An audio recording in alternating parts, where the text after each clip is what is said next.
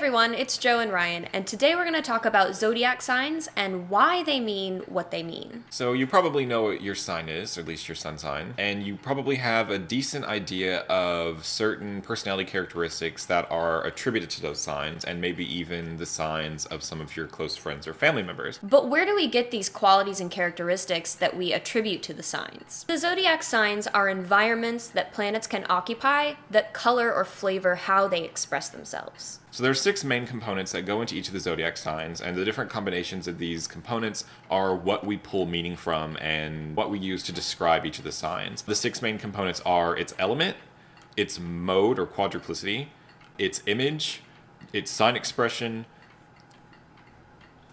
Polarity. the polarity, yeah, and its planetary ruler. We will have videos that go much more in depth with each of these separately, so look for those links in the description, but we're going to sort of cover them briefly now. So the first component that goes into the zodiac signs are their element.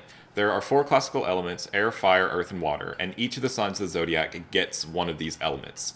So the fire signs are Aries, Leo, and Sagittarius. The earth signs are Taurus, Virgo, and Capricorn. The air signs are Gemini, Libra, and Aquarius. The water signs are Cancer, Scorpio, and Pisces. So, water signs act differently than fire signs, which act differently than air signs. So that's just like one really easy way to see how they're different. So the 3 modes or modalities, or quadruplicities if you're cool, are cardinal, fixed, and mutable. And each zodiac sign, like the elements, gets one of these modalities. So the cardinal signs are Aries, Cancer, Libra, and Capricorn. The fixed signs are Taurus, Leo, Scorpio, and Aquarius. And the mutable signs are Gemini, Virgo, Sagittarius, and Pisces. So already you can kind of see how this individualizes the zodiac signs a little bit, because even signs that are the same element have different modes.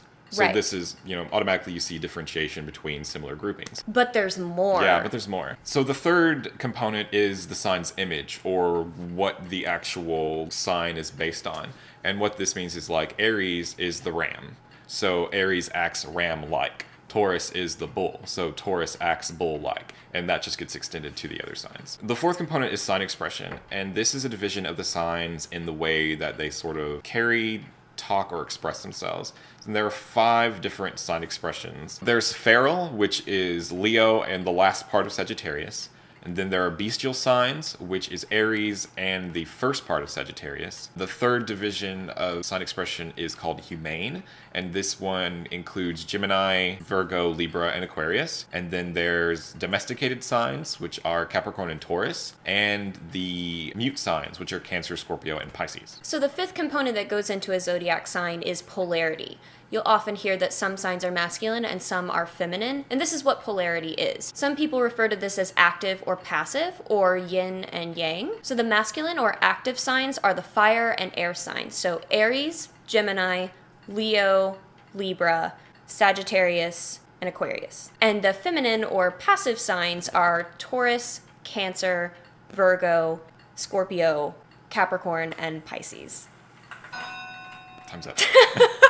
So the final component that goes into the zodiac signs, which we derive meaning, is the planet that's said to rule that sign. So Mars rules Aries, so Aries is Mars-like. Or Venus rules Taurus, so Taurus is Venus-like.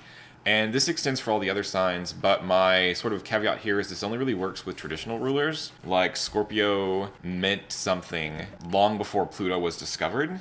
Right. And so Scorpio is considered to be Mars-like, and Aquarius is considered to be Saturn-like, and Pisces is considered to be Jupiter-like, not Neptune-like. Right. And this is something that we'll go way deeper into when we talk about planetary rulership as contributing to what signs mean. So it's really important to know that signs don't rule things. Like, signs don't rule planets.